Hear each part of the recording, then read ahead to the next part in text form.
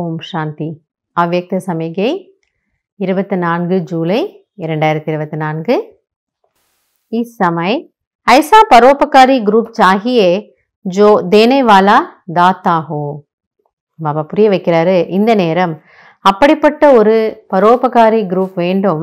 அதாவது அவர்கள் பிறருக்கு கொடுக்கக்கூடிய வள்ளலாக இருக்க வேண்டும். जैसे संपन्न राजाएं सदा प्रजा को देने वाले होते हैं.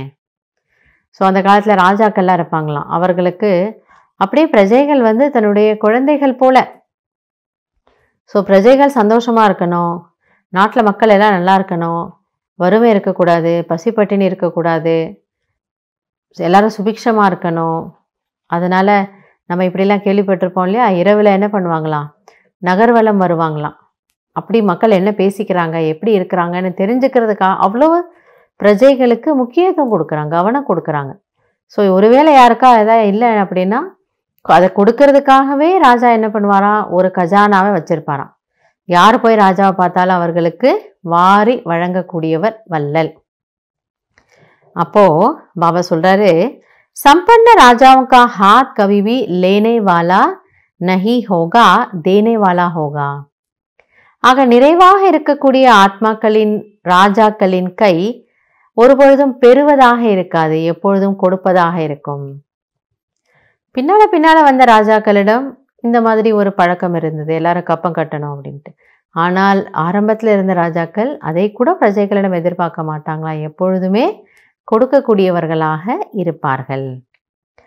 आप बच्चे तो स्वर्ग के विश्व महाराजा बन दाता रूप का पार्ट बजाने वाले हो. பாபா சொல்றாரு, குழந்தைகளாகிய நீங்கள் ஸ்வர்க்கத்திற்கு விஸ்வ மகாராஜாவாக ஆக போகிறீர்கள். அப்போ அந்த உலகத்தினுடைய சம்ஸ்காரம் என்னவாக இருக்கணும், கொடுக்கணும். உண்மையில ஸ்வர்க்கத்தில் போய் நம்ம யாருக்கும் எதுவும் கொடுக்க போறது இல்லை. ஸ்வர்க்கத்தில் எல்லோருக்குமே எல்லோருமே நிரம்பி இருக்கும். ஆனால் அந்த சம்ஸ்காரத்தை நான் இங்கு கொண்டு வர வேண்டும். तो अभी से वही संस्कार स्वयं में भरो. எனவே அந்த ஒரு வள்ளலினுடைய பிறருக்கு கொடுக்க வேண்டும் இந்த சம்ஸ்காரம் விஸ்வ மகாராஜனாகிய உங்களுக்கு சங்கம் யுகத்தில் ஸ்வபாவமாக ஆக வேண்டும். எனவே அந்த கொடுக்க வேண்டும் என்ற சம்ஸ்காரத்தை உங்களுக்குள் நீங்கள் நிரப்பிக்கொள்ளுங்கள்.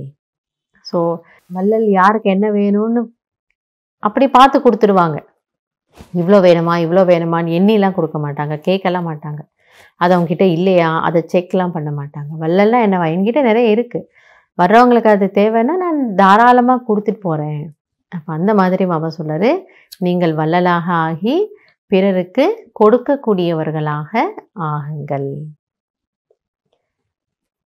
நல்லது. ஓம் சாந்தி.